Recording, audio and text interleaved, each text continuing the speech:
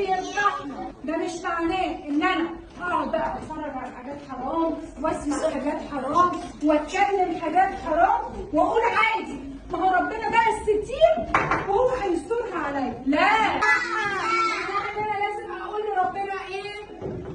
استغفر الله واتوب اليه. عايزه اسمع اقول ايه؟ استغفر الله واتوب اليه. يعني ايه استغفر الله؟ يعني انا اسف يا رب. يعني ايه اتوب اليه؟ يعني I will try to do my best not ever to do that again. Understood؟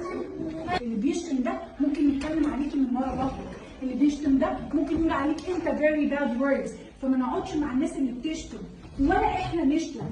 تخيل انت تكذب وتقول حاجه مثلا وتبقى كذاب وخلاص، ايه محدش عارف ان انت كذاب. تنزل الشارع يبقى مكتوب على اسمك كده من فوق على راسك من فوق الكذاب. كل ما نتكلم على الناس وحش يطلع لك ريحه وحشه. Imagine. فتبقى على طول ريحتك وحشه. دي كده مش فضيحه؟ حد شافني؟ كتير. لا، مين اللي شافني؟ الرقيب. ايوه، اللي شافني مين؟ الرقيب. بس مين اللي سترها عليا وما فضحنيش؟